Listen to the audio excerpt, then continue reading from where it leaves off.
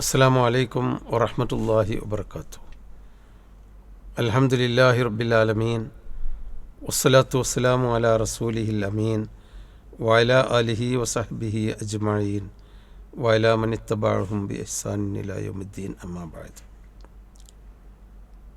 ബഹുമാന്യരായ സഹോദരങ്ങളെ, സഹോദരികളെ, ഒരു മാസക്കാലത്തെ നോമ്പനുഷ്ഠാനത്തിന് ശേഷം വീണ്ടും നാം പഴയ ജീവിതത്തിലേക്ക് കാലെടുത്ത് വെക്കുകയാണ്. വല്ല മാറ്റങ്ങളും വന്നിട്ടുണ്ടോ എന്ന് ആത്മപരിശോധന ചെയ്യേണ്ട സമയമാണ് ഇത്. ഈദുൽ ഫിത്തർ സന്തോഷത്തിൻ്റെ ദിവസമാണ്. നമ്മുടെ സന്തോഷം നല്ല ഭക്ഷണം കഴിച്ചു എന്നതോ അതല്ലെങ്കിൽ നോമ്പ് കാലത്തെ ആ നിഷ്ഠകൾ ഒഴിവാക്കി എപ്പോഴും എന്തും തിന്നാൻ കഴിയുമല്ലോ, നമുക്ക് നോമ്പ് നോൽക്കേണ്ടതില്ലല്ലോ എന്ന സന്തോഷമല്ല.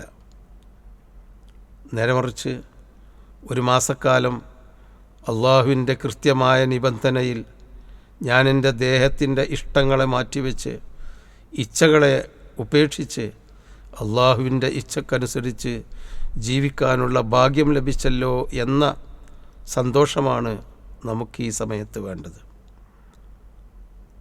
സഹോദരങ്ങളെ, നബി സല്ലല്ലാഹു അലൈഹി വസല്ലമ പറഞ്ഞിട്ടുണ്ട്, ഒരു നോമ്പ് അള്ളാഹുവിൻ്റെ മാർഗത്തിൽ ഒരാൾ അനുഷ്ഠിക്കുകയാണെങ്കിൽ 70 വർഷത്തെ വഴിദൂരം നരകത്തിൽ നിന്ന് അവനെ അള്ളാഹു പിന്നിലോട്ട് മാറ്റും എന്ന്.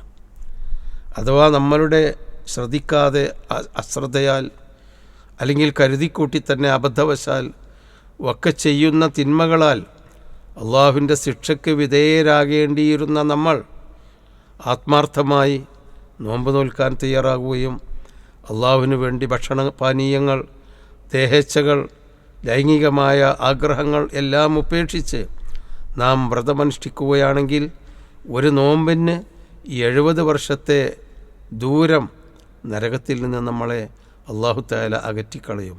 ഇത്ര വലിയൊരു സന്തോഷം മറ്റെന്താണ് പരലോകത്തിൽ വിശ്വസിക്കുന്ന ഒരു മുഅ്മിനിന്, ഒരു സത്യവിശ്വാസിക്ക് കിട്ടാനുള്ളത്? സഹോദരങ്ങളെ, ആ സന്തോഷത്തിലാണ് ഈ ചെറിയ പെരുന്നാൾ ഈദുൽ ഫിത്തറിൽ നമ്മളുള്ളത്. പെരുന്നാളിൻ്റെ സന്തോഷം അതാണ്.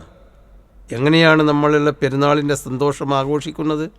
അല്ലാഹു അക്ബർ, അല്ലാഹു അക്ബർ, അല്ലാഹു അക്ബർ, ലാ ഇലാഹ ഇല്ലല്ലാഹു, അല്ലാഹു അക്ബർ, അല്ലാഹു അക്ബർ വലില്ലാഹിൽ ഹംദ്. അള്ളാഹുവിൻ്റെ മഹത്വം വാഴ്ത്തുകയാണ് നമ്മൾ. ഒറ്റക്കും കൂട്ടായും കുടുംബത്തിലും സമൂഹത്തിലും ഈദ് മുസല്ലകളിൽ ഒന്നിച്ചിരുന്നും അള്ളാഹുവിൻ്റെ മഹത്വം വാഴ്ത്തുകയാണ്. എല്ലാ സ്തുതിയും അള്ളാഹുവിനാണെന്ന് നമ്മൾ പ്രഖ്യാപിക്കുകയാണ് ഒന്നിച്ച്. അതുപോലെ തന്നെ അള്ളാഹുവിൻ്റെ അനുഗ്രഹത്തെ നമ്മൾ പുരസ്മരിക്കുകയാണ്. സന്തോഷത്തിൻ്റെ മാനദണ്ഡം അള്ളാഹുവിൻ്റെ അനുഗ്രഹങ്ങളായിരിക്കണം. ഈ സന്തോഷപ്പെരുന്നാൾ നമ്മൾ എങ്ങനെയാണ് തുടങ്ങുന്നത്? മുസല്ലയിൽ ഒരുമിച്ചുകൂടി 2 റക്അത്ത് നമസ്കരിക്കുകയാണ്, കൂടുതൽ തക്ബീറുകളോടുകൂടി. പിന്നീട് ഇമാം നമ്മളെ ഉത്ബോധിപ്പിക്കുകയാണ്. ഈ ഉത്ബോധനങ്ങൾ കേട്ട് മുസല്ലയിൽ നിന്ന് എഴുന്നേൽക്കുമ്പോൾ പരസ്പരം സ്നേഹത്തിൻ്റെയും സൗഹാർദ്ദത്തിൻ്റെയും ഈദാശംസകൾ നേർന്ന് പിന്നീട് നമ്മൾ വീട്ടിലേക്ക് തിരിക്കുന്നു, കുടുംബങ്ങളിലേക്ക് തിരിക്കുന്നു, കുടുംബ സൗഹൃദ ബന്ധങ്ങൾ നമ്മൾ ഊട്ടി ഉറപ്പിക്കുന്നു. ഇതാണ് പെരുന്നാളിൻ്റെ സന്ദേശം. അനാവശ്യമായ തോന്നിവാസങ്ങളിൽ ഇടപെട്ട് അടിച്ചുപൊളിക്കുന്ന സന്തോഷമല്ല. സഹോദരങ്ങളെ, ഈ സന്തോഷത്തോടുകൂടി നമ്മുടെ ജീവിതത്തിൽ മാറ്റം വരണം. പെരുന്നാൾ ആവർത്തനമല്ല, പരിവർത്തനത്തിൻ്റെ നോമ്പ് ആവർത്തനമല്ല, പരിവർത്തനത്തിൻ്റെ മാസമാണ്. നാം പരിവർത്തിപ്പിക്കപ്പെടണം. നമ്മുടെ വിശ്വാസത്തിൽ അബദ്ധങ്ങളുണ്ടെങ്കിൽ നാം മാറ്റിയെടുക്കണം. നമ്മുടെ ജീവിത ശൈലികളിൽ അപകടങ്ങളുണ്ടെങ്കിൽ നാം മാറ്റിയെടുക്കണം. മനുഷ്യബന്ധങ്ങളിൽ നമുക്ക് അരുതാത്തതുണ്ടെങ്കിൽ ആ ബന്ധങ്ങൾ നമ്മൾ ശരിയാക്കിയെടുക്കണം. മനുഷ്യബന്ധങ്ങൾ അത് പവിത്രമാണ്. നമ്മളുടെ കാരുണ്യവും സ്നേഹവും ആഗ്രഹിക്കുന്ന ഒരുപാട് ആളുകളുണ്ട്. സ്നേഹിക്കാൻ ആളില്ലാത്ത, ദുരിതമനുഭവിക്കുന്ന പാവങ്ങൾ, സഹായിച്ച് കൈനീട്ടാൻ ആളില്ലാതെ ഒറ്റപ്പെടുന്ന മനുഷ്യന്മാർ ഈ ഭൂമിയിൽ ധാരാളമുണ്ട്. അവർക്ക് വേണ്ടി നാം ഫിത്ർ സക്കാത്ത് കൊടുത്തു. അതല്ലാത്ത സക്കാത്തുകൾ, ധനത്തിൻ്റെ സക്കാത്ത് കൊടുത്തു, അല്ലെങ്കിൽ കൊടുക്കണമായിരുന്നു. നമ്മളെ ആശ്രയിച്ച് ജീവിക്കുന്നവരാണ് അവരൊക്കെ. ആ മനുഷ്യരെ ചേർത്ത് നിർത്താൻ പണം കൊണ്ട് കഴിയില്ലെങ്കിൽ, ഫിത്ർ സകാത്ത് കൊണ്ട് കഴിയില്ലെങ്കിൽ, അങ്ങനെയൊന്നും കൊടുക്കാൻ നമ്മുടെ കയ്യിലില്ലെങ്കിൽ അവരുടെ തലയിൽ കൈവച്ച് സഹോദര എന്ന് വിളിക്കാനെങ്കിലുമുള്ള നല്ല കാരുണ്യത്തിൻ്റെ മനസ്സ് നമുക്കുണ്ടാവണം. ജനങ്ങളെ, പാവപ്പെട്ട മനുഷ്യരെ, നമ്മുടെ മാതാപിതാക്കളെ, നമ്മുടെ കൂട്ടത്തിലുള്ള ചെറിയവരെയും വലിയവരെയും മുതിർന്നവരെയും അവരോടൊക്കെ സ്നേഹത്തിൻ്റെയും സൗഹാർദ്ദത്തിൻ്റെയും നല്ല മനസ്സുകൾ പങ്കിടണം. നമുക്ക് അതിന് കഴിയണം. പെരുന്നാളിലും നോമ്പിലും മാത്രമല്ല, പെരുന്നാളിൻ്റെയും നോമ്പിൻ്റെയുമെല്ലാം ശേഷിപ്പ് നമ്മുടെ സ്വഭാവത്തിലും നമ്മുടെ ബന്ധങ്ങളിലും ഇങ്ങനെയൊക്കെ നമുക്കുണ്ടാവണം. സാമൂഹ്യമായി ജീവിക്കുന്നവരാണ് നമ്മൾ. നാമും നമ്മുടെ മക്കളും അല്ലെങ്കിൽ നമ്മുടെ സ്വന്തം കാര്യം നോക്കേണ്ടവരല്ല നമ്മൾ. നമ്മുടെ മക്കളെ കാര്യം നോക്കണം. നമ്മളെ മക്കൾ ഈ ലോകത്ത് വളർന്നു വരുന്ന വലുതായിക്കൊണ്ടിരിക്കുന്ന തിന്മകൾ, ആ തിന്മകളിൽ നിന്ന് രക്ഷപ്പെട്ട് അവർ മനുഷ്യരായി ഒരു പൗരന്മാരായി ജീവിക്കണം. ഈ നാട് വർഗീയ സംഘർഷങ്ങൾ കൊണ്ട് മലിനമാവുകയാണ്. ഈ നാടിനെ അതിൻ്റെ പഴമയിലേക്ക്, പരസ്പര സ്നേഹത്തിലേക്കും സൗഹാർദ്ദത്തിലേക്കും തിരിച്ചു കൊണ്ടുപോകാനുള്ള പ്രവർത്തനങ്ങൾ നടത്തേണ്ടത് നമ്മുടെ ബാധ്യതയാണ്. നമ്മൾ നമസ്കരിച്ച് നോമ്പ് നോറ്റ് നമ്മൾ സൽക്കർമ്മങ്ങൾ ചെയ്താൽ മാത്രം പോരാ.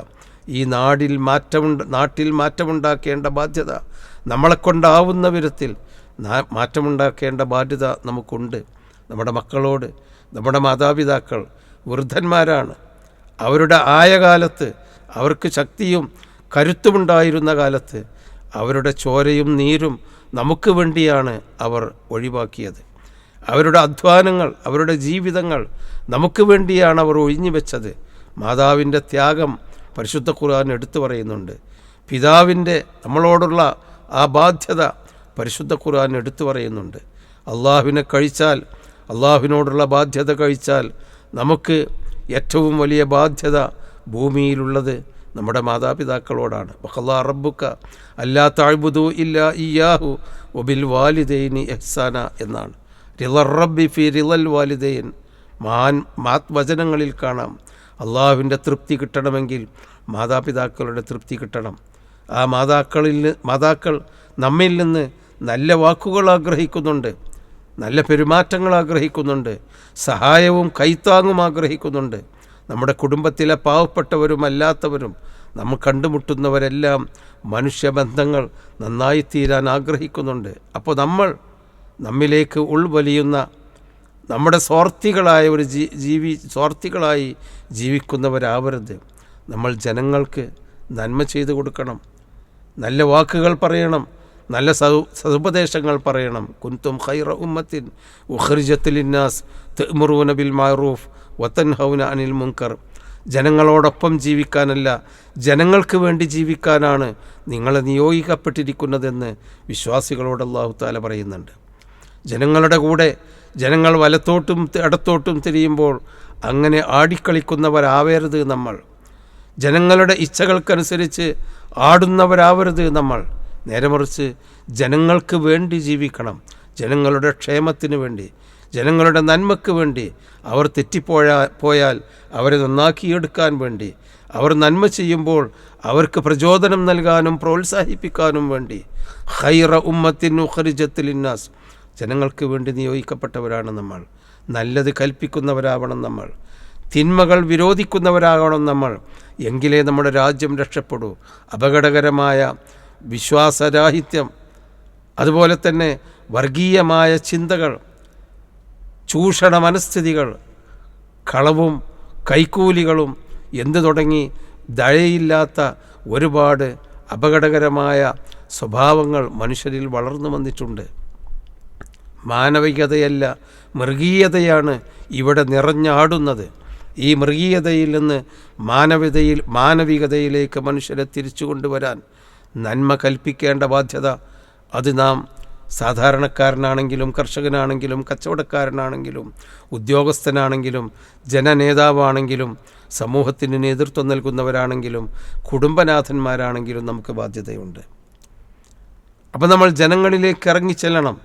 ജനങ്ങളുടെ ക്ഷേമത്തിന് വേണ്ടി, നന്മയ്ക്ക് വേണ്ടി, അവരുടെ നല്ല വിചാരങ്ങളും വികാരങ്ങളും മാറ്റിയെടുക്കാൻ വേണ്ടി, അവരുടെ വിശ്വാസത്തിലും ആചാരങ്ങളിലും ശുദ്ധി കൈവരിക്കാൻ വേണ്ടി, അവരെ നന്മയിലേക്ക് തിരിച്ചു കൊണ്ടുവരുവാൻ വേണ്ടി നാം അധ്വാനിക്കണം, കഷ്ടപ്പെടണം. അതിനുള്ള ഒരു ഊർജമായിരിക്കണം ഈ റമദാനിൽ നിന്ന് നമുക്ക് കിട്ടേണ്ടത്. അതിനാദ്യം നാം നരകത്തിൽ നിന്ന് മോചിപ്പിക്കപ്പെടുന്നവരായി മാറണം. നാം വിശുദ്ധിയുടെ വക്താക്കളാകണമെങ്കിൽ അള്ളാഹു നമ്മളെ വിശുദ്ധരാക്കണം.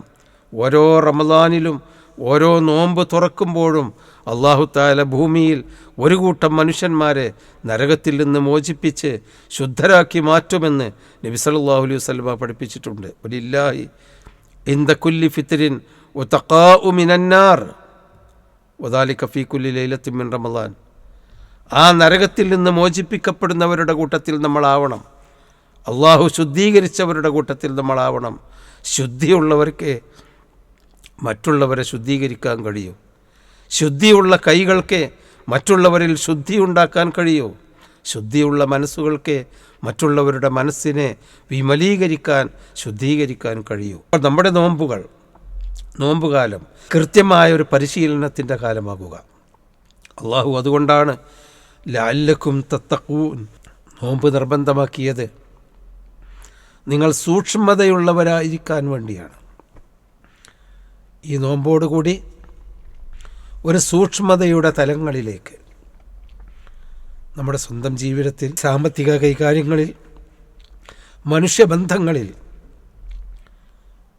എല്ലാ നിലക്കും ഒരു സൂക്ഷ്മതയുടെ തലത്തിലേക്ക് നീങ്ങാൻ ഈ പരിശുദ്ധ റമദാനിൽ നമുക്ക് സാധിക്കട്ടെ. അതിനുവേണ്ടി നാം ഈ നോമ്പ് മാറ്റത്തിൻ്റെ കാലമാക്കി മാറ്റുക. അള്ളാഹു അനുഗ്രഹിക്കുമാറാവട്ടെ.